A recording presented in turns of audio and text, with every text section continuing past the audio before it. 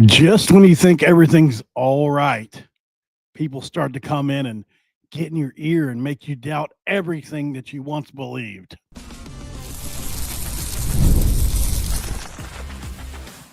You are Locked On West Virginia, your daily podcast on the West Virginia Mountaineers, part of the Locked On Podcast Network, your team every day. What is up? Welcome back in, guys. My name is Mountaineer Paul. I am your host. This is Locked On West Virginia, baby. We're talking about the court hearings again today. And this is going to be brought to you by none other than, where are we at, man? Where are we at? Monarch Money. When it comes to Monarch Money, guys, take control of your finances today. Use code LOCKEDONCollege at monarchmoney.com for 50% off your very first year. It's going to be a ramen noodles night tonight for me because I'm stuck with all this. I've still got more videos to do. I'm still working on that other video from Utah, just little by little each day, getting done with that. I'm going to release it right before the season. But yeah, so unfortunately, guys, we're getting conflicting stuff from people regarding Jimmori Robinson specifically. Even though, excuse me, I've had some Ehrlich on, we've had other. When did this happen, Josh? The NCAA put out a rebuttal?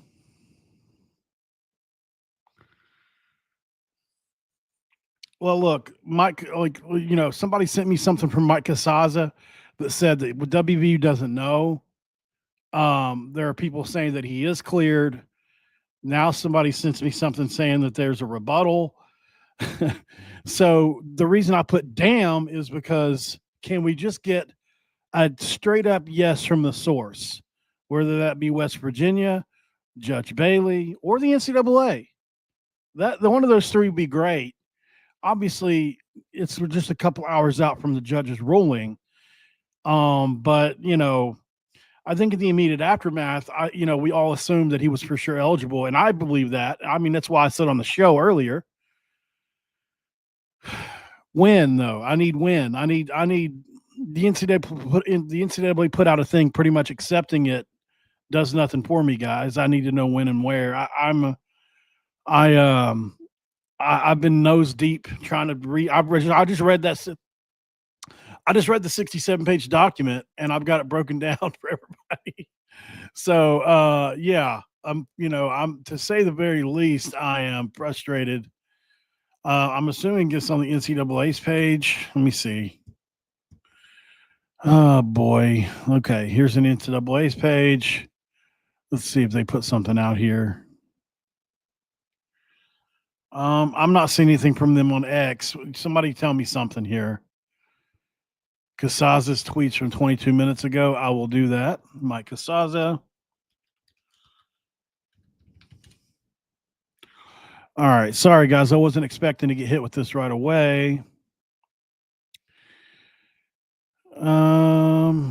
Okay. The NCAA released a statement on West Virginia judge's decision to extend the eligibility for West Virginia players with the preliminary injunction, including one athlete who is academically ineligible. Okay. This ruling will lead to high school students losing opportunities to compete in college athletics, and it erodes the academic standards that have for decades ensured student athletes obtained education. The NCAA and its member schools are making changes to deliver more benefits to student athletes, but the patchwork of state laws and differing court opinions are why partnering with Congress is essential to provide stability for all college athletes.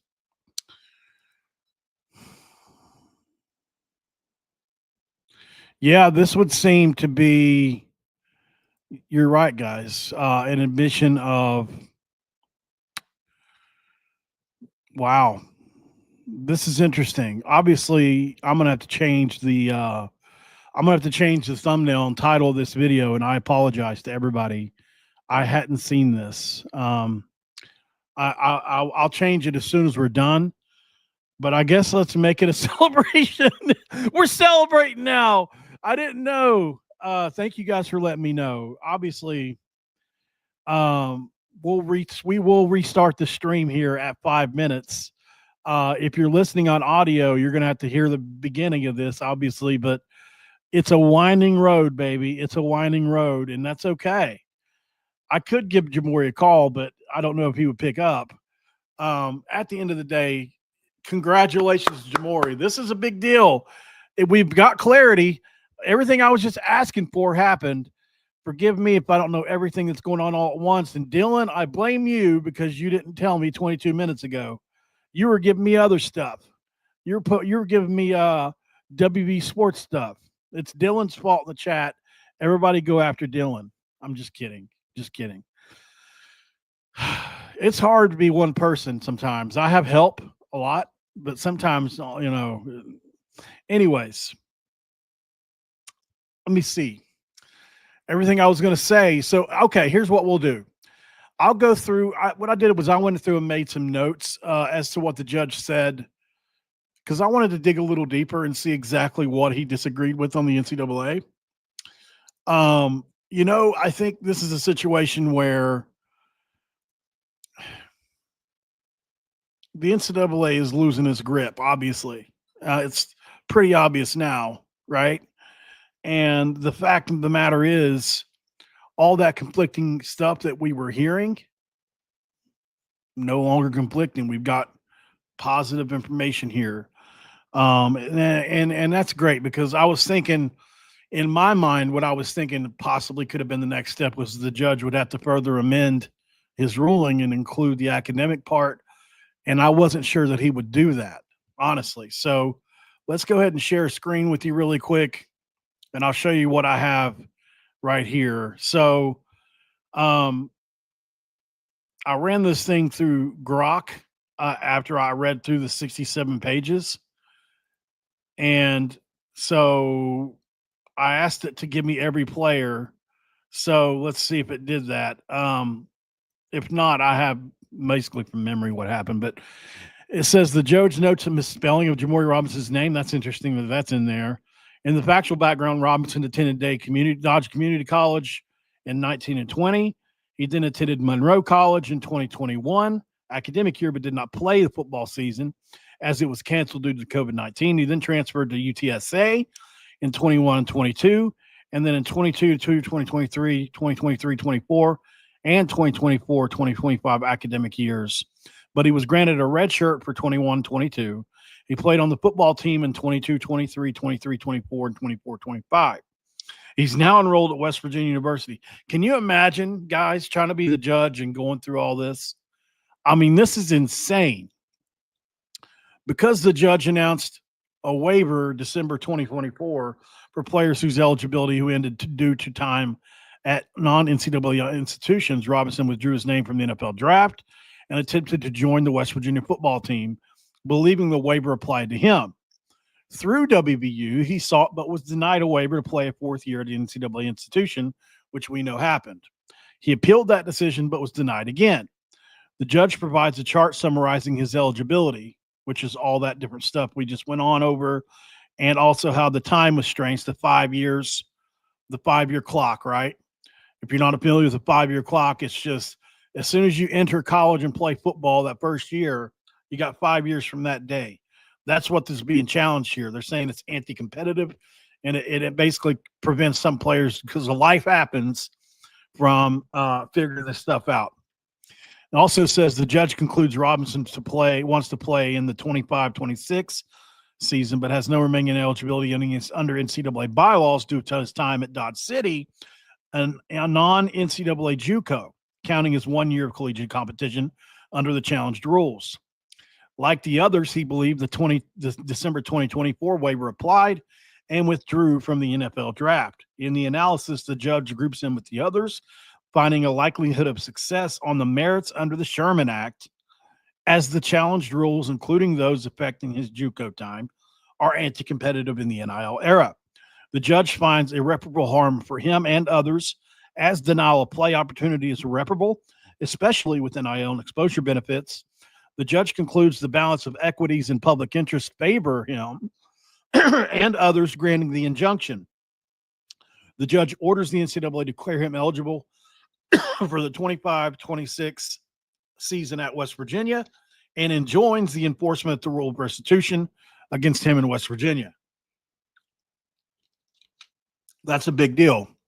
In the conclusion, the judge grants the motion adjoining the 5-year rule as applied to him and ordering immediate eligibility declaration. So basically, guys, at the end of the day, what we had earlier stood through, right? We had Sam Ehrlich on here, right? And there was a lot of people that disagreed with what he had to say.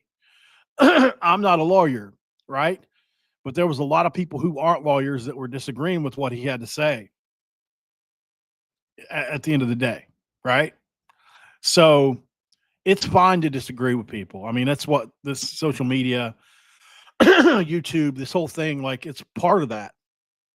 But at the end of the day, man, Sam said, listen, I read through the whole 67 pages and I feel like he's going to play. Sam was right from the beginning. Excuse me. And I think the NCAA realized that they had no recourse. And at the end of the day, they just put out a thing because they were just going to have to go to court yet again, right? For the next thing that Jimmori, if they decide, and if they, because it's just not good to go against a judge anyway. So I think they realized that they just lost this specific case. To say high school kids aren't going to get to play, I don't know if I agree with that. I would have to see the numbers exactly what they are trying to say. But excuse me. But I think I've got something caught in my throat.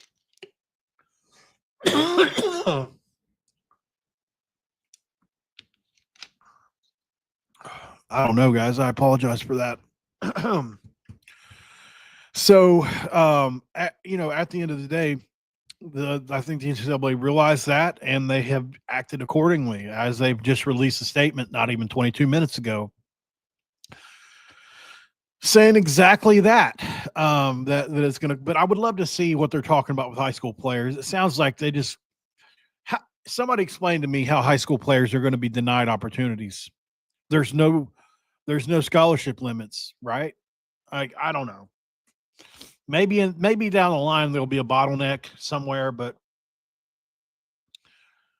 I don't see it being that kind of issue because the best players are going to play, and the ones that don't can now go to JUCO and not worry about the 5-year rule, right? Now, if you want to argue that the ages of college players are going to get older, yeah, that's probably going to happen. It's probably going to go eventually. It's going to go from 22 to 24. Maybe even 25, but I doubt it. If you can't be discovered in your first 2 years of JUCO, you're either a really late bloomer or you've had some really bad injuries or something like that. But I would say, generally speaking, like if you go to JUCO, you're going to get discovered within probably your first year if you can play. So I don't really buy that it's going to hurt high school players. They may just have to do what. I mean, people already get overlooked. Think about this. These 4 guys here, you'd probably put them all 4, at least 3 of the 4, in the top 10 overall West Virginia players on the team, right? Jimmori Robinson's number 1. Ty Edwards is in the top 5 to 8 players. Justin Harrington, if healthy, is in the top 5 to 8 players. And Jeff Weimer, in my opinion, will be a heavy rotation receiver. And had he played the entire camp, maybe would be pushing for a starting job. He's that good. He just caught 75 balls for 1,000 yards last year, I keep telling people. So to sit here and say that players don't already get overlooked anyway would be lie, right? Because all 4 of these guys went to JUCO multiple years. And Jimmori Robinson would be in the NFL right now were it not for that. So congratulations. I'm glad that we got good news right as we came on here. I'm very excited. I think this is a game changer for multiple reasons. You get a nickel that can really go, the backup Fred Perry, also Will Davis, and Zay Jennings in the same room. You got 4 nickels that are Power 4 caliber players and 3 that are Power 4 caliber starters. Well, maybe 2. I don't know. I struggle with Will Davis. I need to see a little more, but Will Davis had 1,200 tackles, 12 interceptions, 3 returned for touchdowns. it was in an HBCU. Some people hold that against him. Some people don't. I'm just saying he's got big numbers, and he's probably our third nickel. So, I mean, good luck. Jimmori Robinson, and you got Jimmori Robinson and Marshawn Oxley. Oh my God. If you haven't been on here on this channel watching these two, Marshawn Oxley, the highlights we watched of him recently, we're going to have in my opinion, we're going to have the best pass rush in all of the Big 12 and maybe one of the best 5 or 10 in college football. Fred Perry's one of the best blitzing nickels in all of the country. It's proven over and over again. Jimmori Robinson had almost, what did he have, 40 quarterback pressures last year, which is a metric ton, 10.5 sacks. Marshawn Oxley, Devin Grant, who was destroying cats with Colorado, he had 10 sacks in Incarnate Word last year. This pass rush is going to be insane. Braden Siders, who was a man-child, this pass rush is going to be something else, man. And I'm not even exaggerating. It's just the real thing. Jimmori Robinson would have been a mid-round draft pick had he chose to go the NFL route. So, and I think he's got a chance to bump himself up to a second or even maybe third, possibly first rounder if he really plays well enough. Let's go to break. On the other side, we'll continue the discourse on this, but also because I didn't get to show you guys everything earlier, I have the video of Nicco Marchiol's arm on display. It's very impressive, and I've written down and I graded, although I didn't give you guys the grades earlier because we were just watching them. I graded 16 throws that Nicco Marchiol made over the course of his career, went through the tape. You'll want to hear that too because Nicco Marchiol has got arm talent, and I just think because of the way he was being used, in Neil Brown's offense, I just didn't always see it. Blame Neil Brown again. We'll be right back. And this episode of Locked On West Virginia is going to be brought to you by Monarch Money, guys. And when we talk about Monarch Money, we talk about winning dubs because most people can't even file all their financial accounts or even name their financial accounts or even what they're worth. I can. I don't know about you. I know what mine are. It's 0, and a little bit of money in one. Whether it's 401ks, properties, or investments, when you don't have the full picture, you can end up leaving money on the table. That's why there's Monarch Money. It's an all-in-one personal finance tool that brings your entire financial life together in one clean, easy-to-use interface on your laptop or phone. Monarch Money does the heavy lifting for you. You can link all your accounts in minutes, see clear data, visuals, get smart categorization of your spending, and finally feel in control of your money without ever touching a spreadsheet. Don't let financial opportunities slip through the cracks today. Use Locked On College at monarchmoney.com in your browser for half off your first year. That's 50% off your first year at monarchmoney.com, code Locked On College. And, of course, we can't forget our friends over at Open Phone. That's right. We're talking about Open Phone on this one, y'all, for more reasons than one. But I'll give you a great one. The one great reason to talk about Open Phone is that they have gotten 60,000 businesses on their side in a short amount of time. And if you're running a business, every missed call is money left on the table.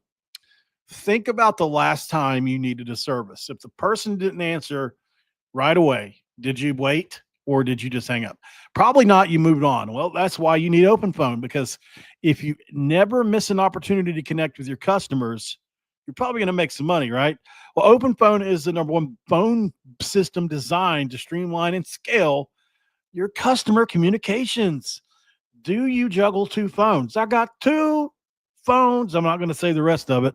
Just keep business and personal calls separate. Open Phone solves that instantly. See why your over 60,000 businesses trust Open Phone. There's that number, 60,000. They're offering Locked On listeners 20% off your first 6 months on openphone.com/LockedOnCollege. That's OPENPHONE.com/LockedOnCollege. Heck, they'll even port over your existing numbers for free. Open Phone. No missed calls, no missed customers. It's segment 2. Let's crack open a do, guys. A code red do. Why? Jimmori Robinson. The NCAA has submitted defeat. Jimmori Robinson is going to be a Mountaineer. Let's go, baby. What do you know about that? Get back, get back. You don't know me like that. I'm excited, man. Jimmori Robinson, 6'4", 6'5", 250 pounds, a 4'6", 40 guy that can speed rush off the edge, run speed to power, multiple pass rushing moves off of that speed to power, and a guy that can't be blocked by one mere man is on the Mountaineers roster to be flanked by a trio of good pass rushers and Devin Grant, Marshawn Oxley, and Braden Siders, and not to mention Fred Perry coming off the nickel edge. I'm telling you right now, this West Virginia pass rush is going to be formidable, and formidable is probably not even a good enough word for it. Do you feel me? All right, so I'm hyped up today, guys. We don't get days like this very often, you know. We've lived in doom and gloom for 6 years. It's like that. It's like that Titanic meme. 84 long years. It's like 6 long years, right? Or like the SpongeBob meme. 6 years later. Oh God. All right. So, any other questions about these players, guys? Obviously, Justin Harrington is a good player. All these are good players. I think what we need to do is some point is get some Weimer footage. I've had some in the past. For whatever reason, he took it off his account. I don't know why. Maybe he wanted to not be. I don't know. Maybe he wanted to not be. What's the word I'm looking for here? Scouted or something, or maybe he was trying to follow what Rich Rod said to do. I got a cat alert, mascot alert. Say hello. Oh, if you're listening on audio, I've got a cat that jumped up on the chair. All right, so at the end of the day, guys, this is a great thing. I'm happy for the players, obviously, at West Virginia. The roster has been updated, I believe. I wonder if they've added Jeffrey Weimer already. Let's see. I haven't even checked that yet. I'm sure some of you guys already know. Some of you football junkies probably already know. Let's see. Although to be fair, it's kind of late. Let's go position. All right, let's roll with it. So we've got Jimmori's on there still. There's defensive line, there's kicker, there's linebacker, long snapper, safety, nickel safety. Well, let's see. I don't see Justin Harrington added to it yet, so it's probably going to be tomorrow because that's the case. And Weimer's not on there either yet. They'll be on here tomorrow, though, I'm sure. Wide receiver. Yeah, so he's not on there yet either. They just never took Jimmori off, so that's why he's on there. So we'll get the other two guys on there tomorrow. Edwards is on there, isn't he? I thought Edwards has been on there, but maybe he's not. Maybe Edwards needs to go on there too. I didn't really pay attention. If either way, I mean, whether it's 2 or 3, they'll be added tomorrow. So, yeah, but I mean, we don't have to go through all these specifically what happened. I mean, if you need to know what happened, I have the link to the 67-page report. You want to see how long it is? This is how long it is. It took me forever to read this, and it's very boring. I can't imagine the judge, like, good Lord, could you imagine it as the judge? So, yeah, I mean, fun times, great country, WTCR. But I'm telling y'all, Jeffrey Weimer can go, man. I want to see. I wonder if they put up some.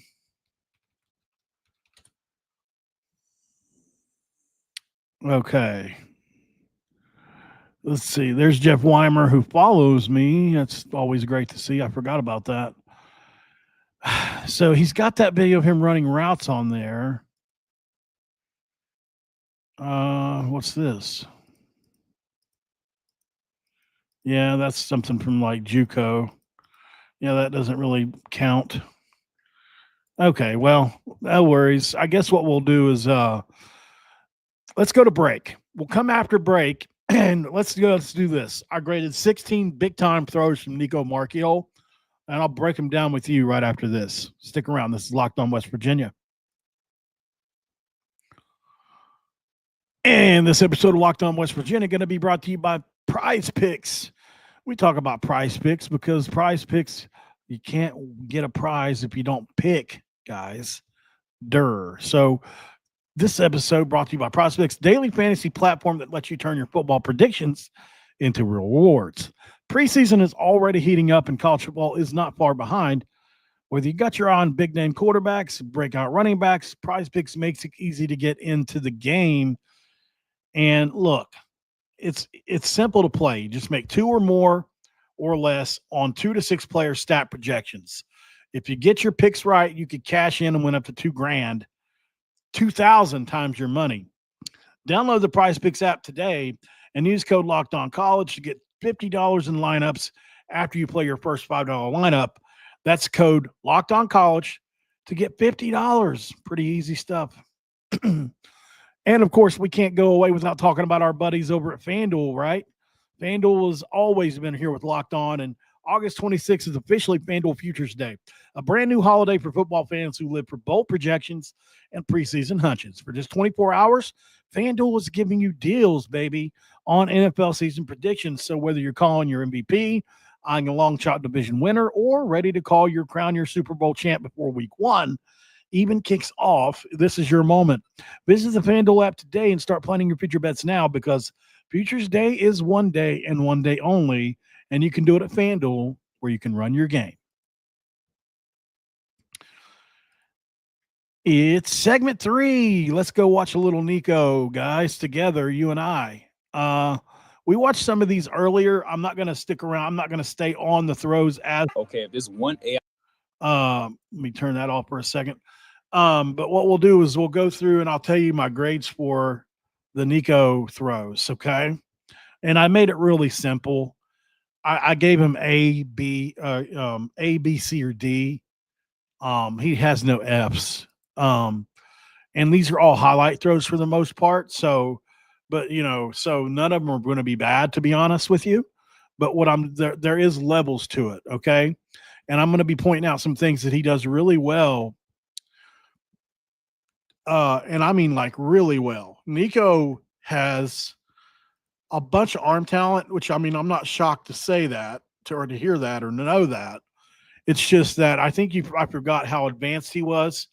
And I got to be honest, guys, and I'm being 100% honest here. I'm not being overly hard on Neil Brown. I promise you. I'm not trying to do that. Neil Brown totally whiffed, totally missed. There's no reason Garrett Green should have been at receiver last year, I get it. We just won 9 games, whatever. I'm saying he should have had the foresight to see that we would have been even better with Nicco at quarterback and him at wide receiver. But there are going to be people that disagree with that. And I mean, you can disagree with it, but watch the throws this kid makes on this tape and then come back and tell me that Garrett Green never made any of these throws. I mean, it's just insane. Like, Garrett Green made the deep throws in the 9-win season, but I don't know what happened after that. And so here we are. But let's watch Nicco. In this first play, what you'll see is shotgun formation, and you'll see that Nick Malone gets beat on the edge by number 3 here, a really good pass rusher from Arizona, and Nicco Marchiol, really nonchalant, just cool as a cucumber, steps up into the pocket to avoid the rush, which you're taught to do, climb the pocket, and just throws a dart to Traylon Ray. Here we go. And it's a 7-step drop. 1, 2, 3, 4, 5, 6, 7. Bounce to balance. And look at that throw right there. That's an NFL throw, right? That's an NFL throw. That's not something you can do easily, man. 5, 6, 7. And then look at the step up in the pocket right here. And the rhythm throw. You just get, I mean, you can't do it any better.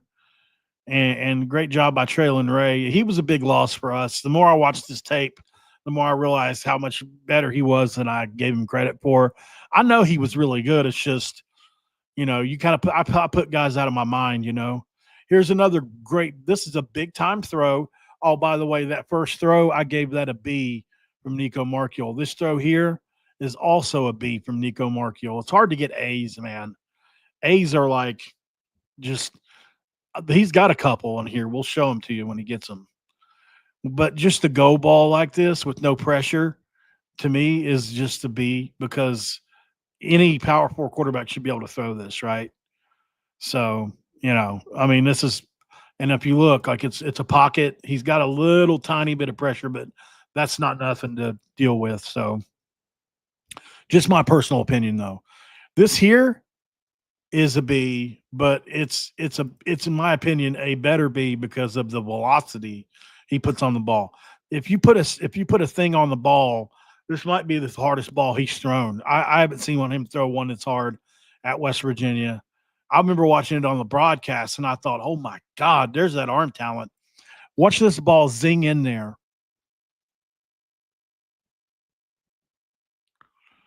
I mean, that ball is absolutely humming, dude. And the spot where he puts it as well, I mean, he leads him up the field even.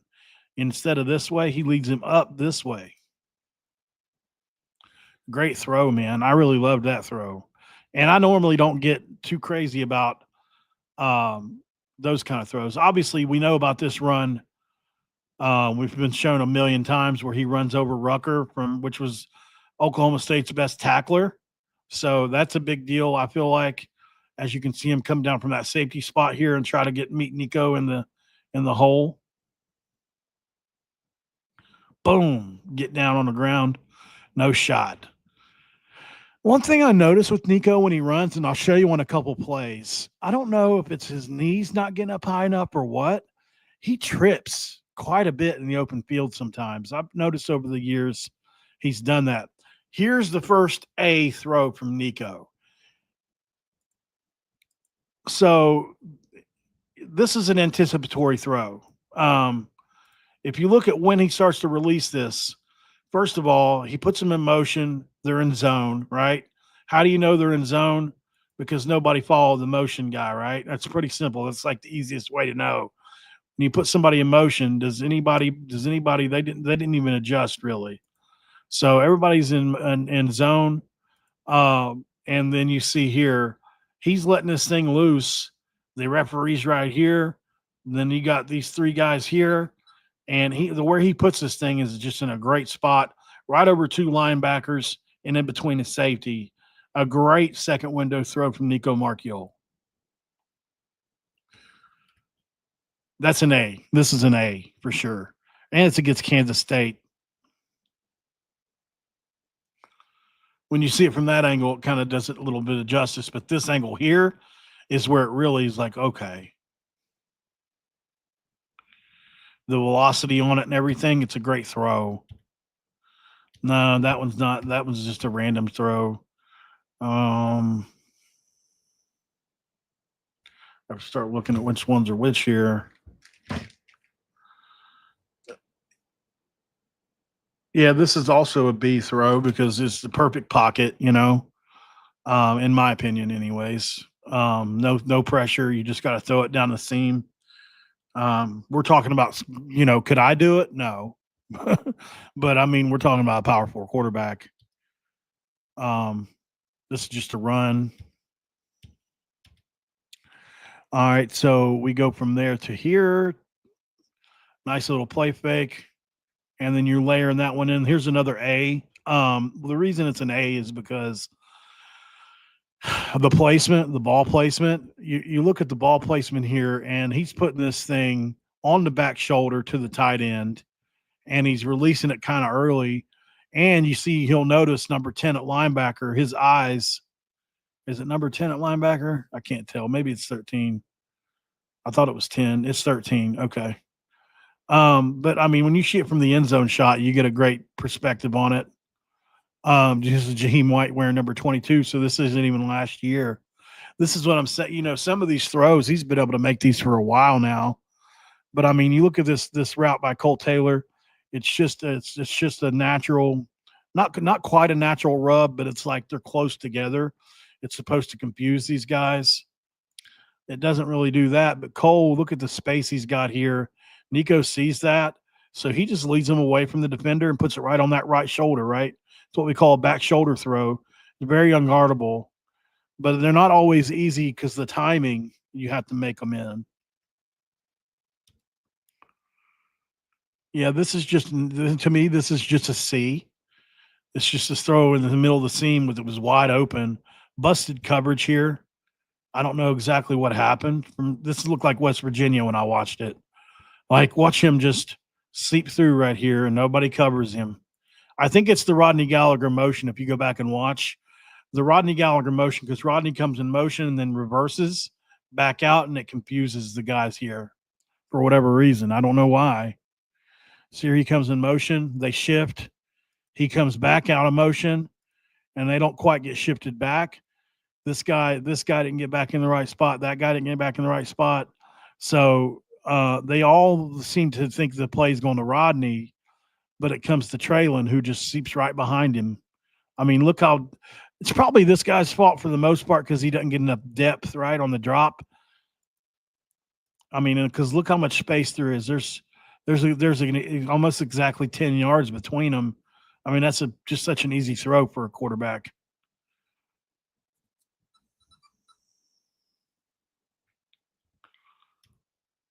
And this is a call Nicco made. You see here at the line, right? He's making checks. He's making calls based on the defense. They changed the play.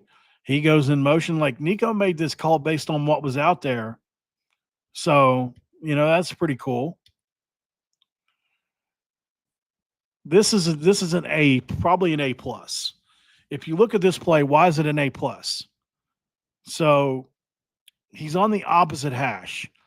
Go stand on the football field, stand on the opposite hash, and try to throw it to the sideline, which is almost 50 yards, and let me know how you do at it. On a rope as well. That's a long throw, and he puts a ton of juice on it. I'd say that's probably about 85, 90% of his arm strength because, I mean, you look at him, he's really putting some effort into that. I mean, but that thing's on a rope. I mean, he probably can't throw it much. Watch Nicco's body when he throws this. Like you can tell when somebody tries to throw a ball hard, like he's really putting a lot into that. And that ball's on a rope.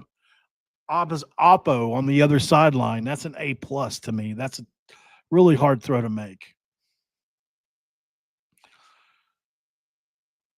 This is the kind of stuff I think we'll see in Rich Rod's offense, y'all. These kind of runs here, right? Not necessarily this formation with the wide receiver coming, although you will see this, I'm sure.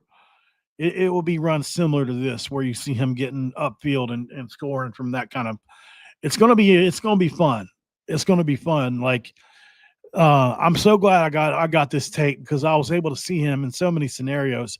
Because I felt like I was overbalancing because I was watching Jalen Henderson's tape over and over and over again, and I'm just absolutely enthralled by it. You know what I'm saying? Like, because Jalen Henderson's tape is really good, and then you get to watching Nicco's, and it's like, God, but his is really good.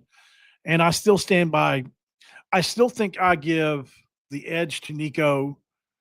It's tough, but I give the edge to Nicco throwing the ball, and I give the edge to Jalen running the ball. I always say this too.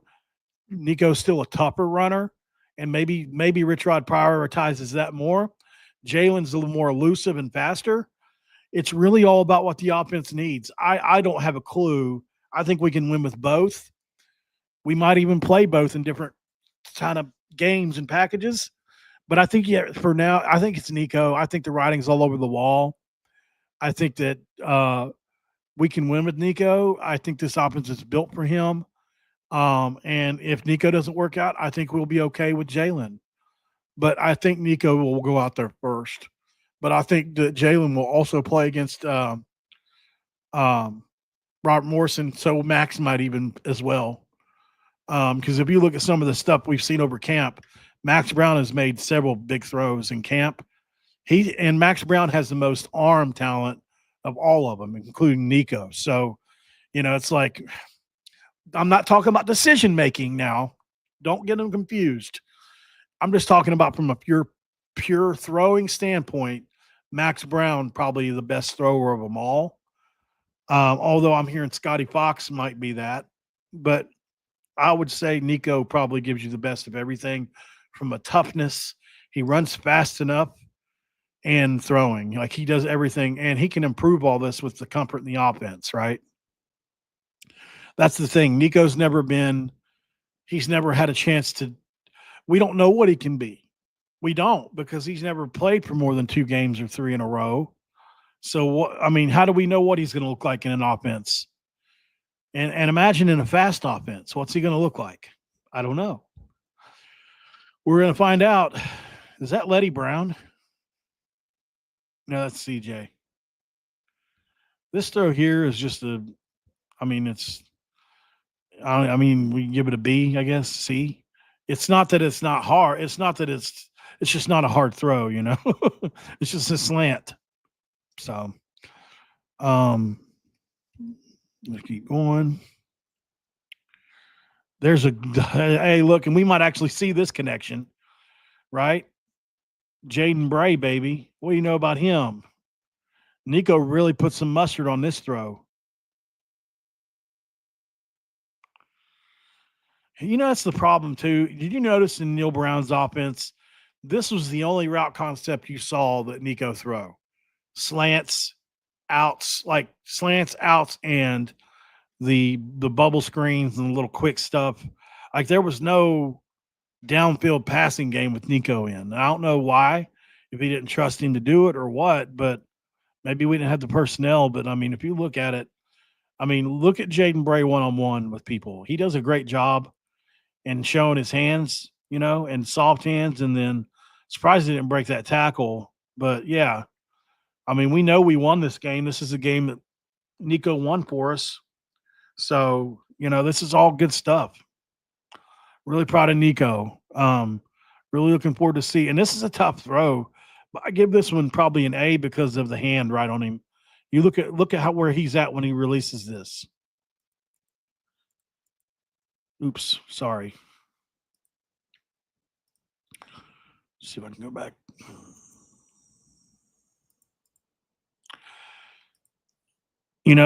That's a tough throw. The ball is still in his hand right there, or it's just gotten out of there. This dude's right on top of him, man.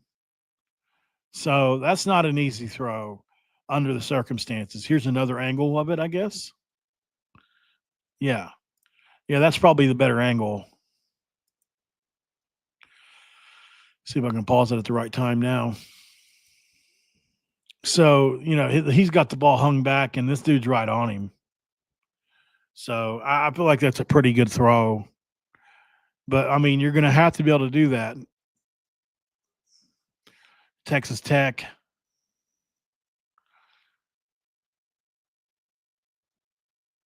See, now, if this is Jalen, this is one thing you got to consider. If this is Jalen, this might be 60. But Nicco's just a step slower. If this is Jalen, he probably gets by this guy. And that's another thing. Nicco's next step in his game, you got to figure out how to beat this guy. If you can figure out how to beat this guy, you go.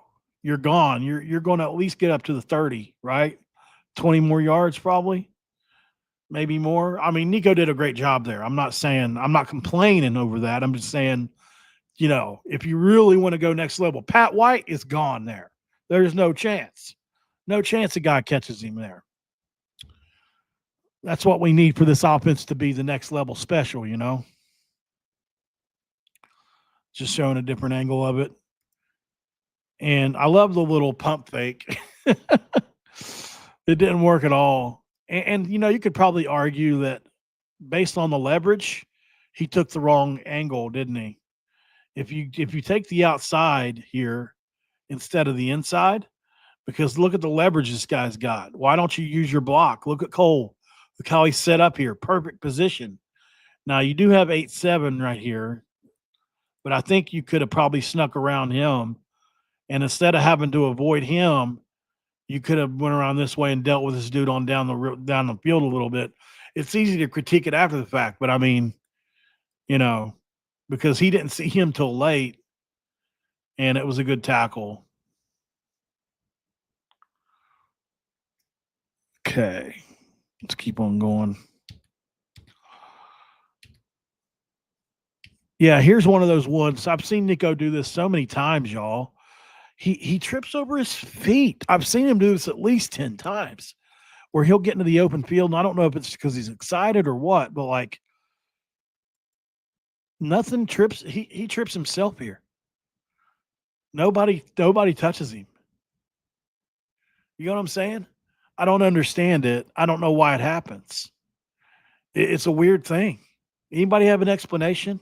I know it's right after he makes a cut. If you pay attention, like boom, right there. He makes that cut right there, and you can see the turf marks.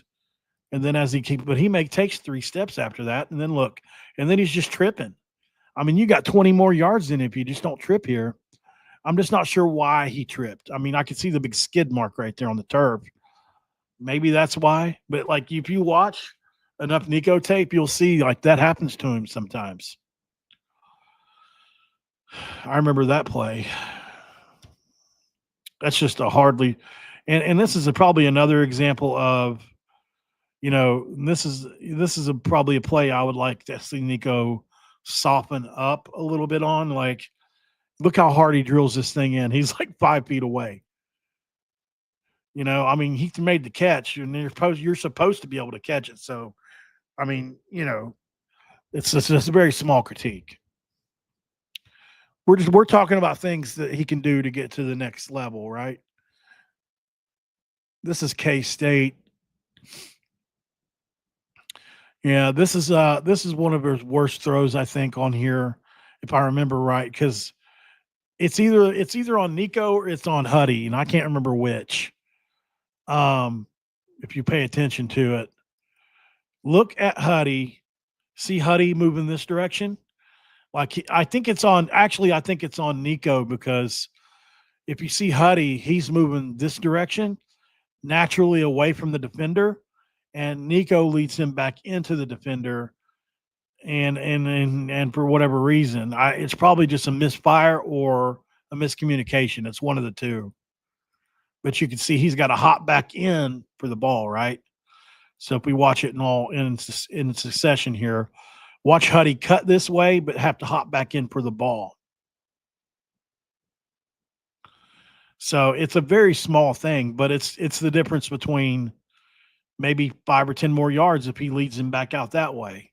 So these are the small things that I see, and I'm sure some of you guys can see more. Like I tell people, I'm just a hobbyist. I'm no professional coach or anything. I just, from watching a lot of tape, it's still great. I mean, in the heat of the game, you're glad to have it. It's a first down. Like, you don't want to get overly critical of a guy that's playing well, but those yards after the catch really do matter, in my opinion. That's a crazy play there.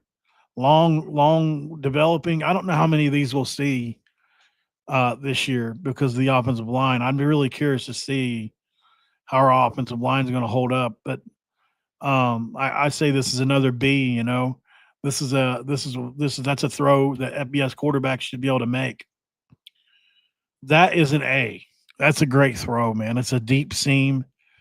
He checks the line, no check, and kept the play alive. Kept the play alive, but it's over the linebacker for me on a rope. Just an excellent throw. And we forget how valuable Huddy was in these one-on-one situations, right? Huddy was so good in one-on-ones.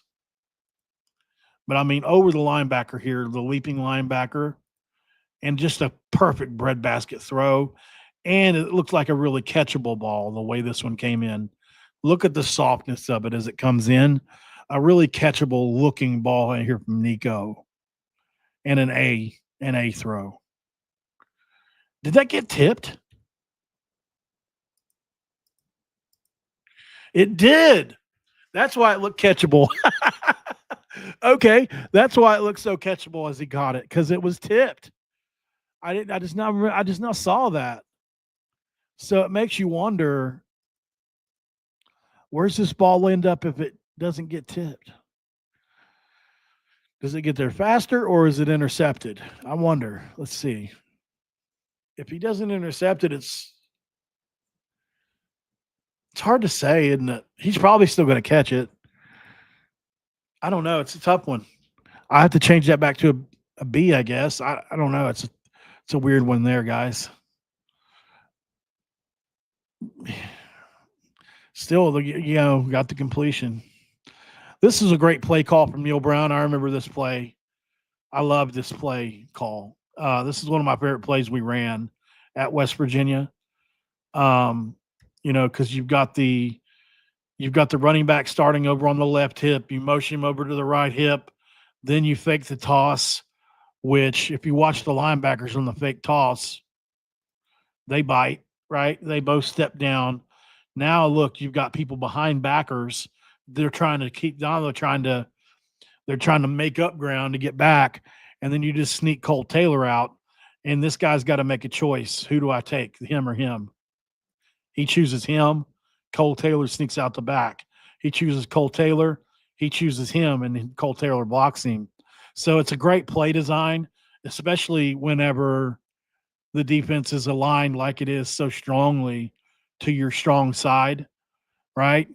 Well, fine, we'll lean into that. We'll just make you over pursue. We'll make you overplay.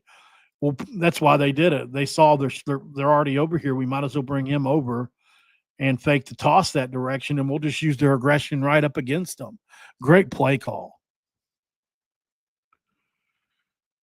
And an easy throw. But, I mean, it's you give it a B, another B. Which, I mean, if Nicco throws Bs for us this year, we're going to be really good because Rich Rod's offense doesn't require a bunch of tough throws necessarily.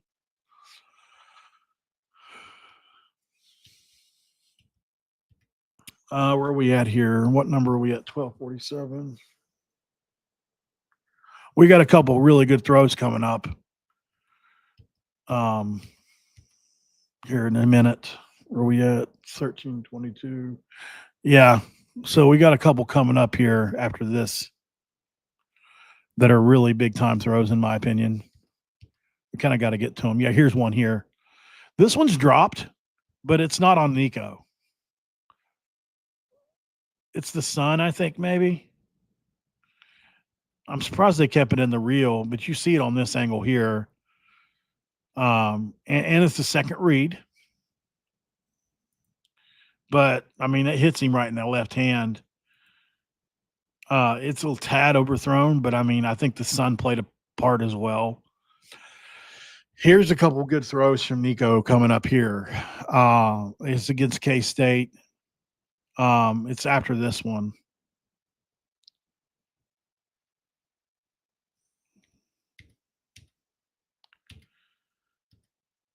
All right, so I think this is it. Yeah. It's the next one then. All right.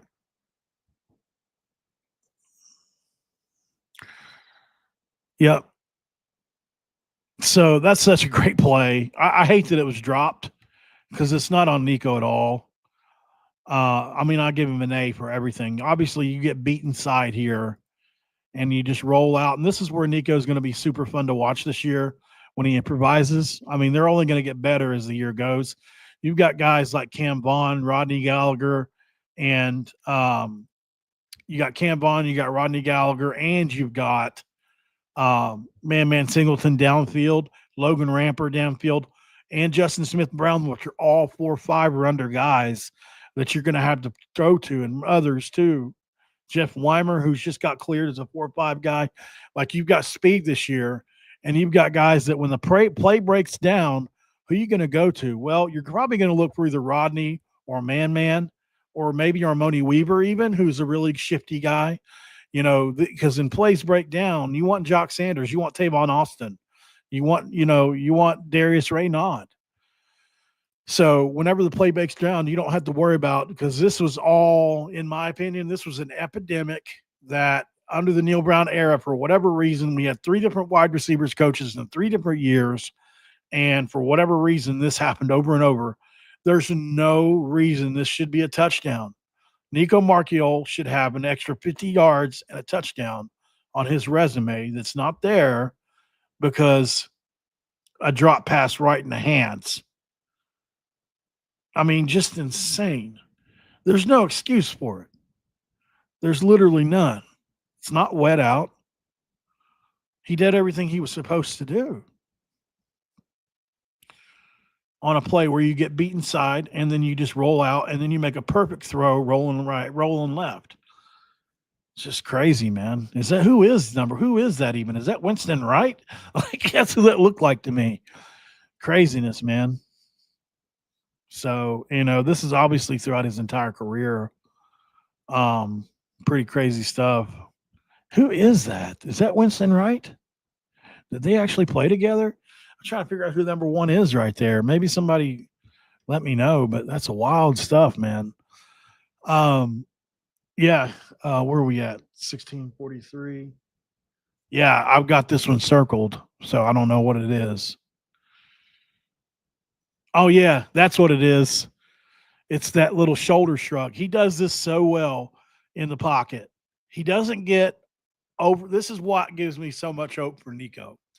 In the pocket, when the play breaks down or when he gets pressured, he never freaks.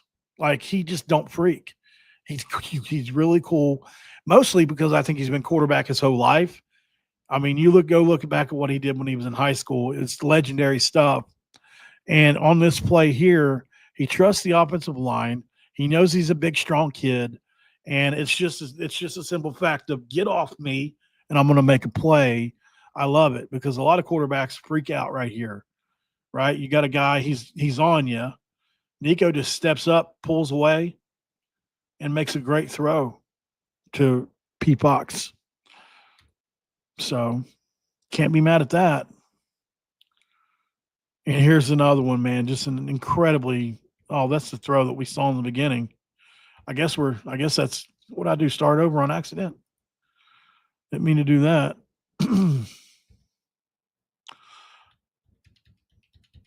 Sorry about that, y'all. Yeah. So there's the play to Fox, and then here's the next play. All right. Oh yeah, this is a free play. Yeah, I remember this. This is an A++ throw. This is one of the best throws he's ever made in his career. I remember this throw. I mean, you got a guy off sides, although nobody throws the flag, but I think he thinks he knows it. And this throw to Preston Fox down the back of the end zone, reminiscent of the Will Greer throw, right? I mean, it's right. I mean, he gets hit. He's on the ground. Fox is down in the back of the end zone. Do you want anybody on this team, if it's got to be a difficult catch, you don't want anybody but 2'9" to have to catch it. That kid's going to pull it down. If Preston Fox was 6'3", he'd be a first-round draft pick. Easy. He's got everything else. I mean, this is such an excellent throw. Oh, God. What a throw, man. Like this is what gives you hope for the offense. Throws like this from Nicco. Look at that. He dropped like if you put me in a crane, it better be a sturdy crane. But if you put me in a crane and put me over top of Preston Fox and I dropped it down, you couldn't drop it in better. That's just a crazy throw. That's nuts. He's got less space than Gary Jennings had. Oh yeah, this is that Texas. This is that one, man. This was would you have ever expected this to end up like it did? This game, not only this game, but just everything about it. Nicco played well. He wasn't asked to throw a ball a lot. He wasn't asked to throw a ball a lot. But I mean, we didn't have Jaheim for this game. And old dude went off for 200 yards. It's crazy, man. It was a crazy one there. Now we'll take more of these throws. Right out in front. Look at the hand placement. or look at the placement of the ball here to the hands. It's way out in front. Yeah, we'll take more of those for sure.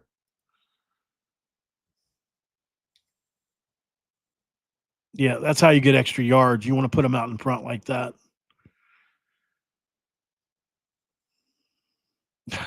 There's an excellent throw.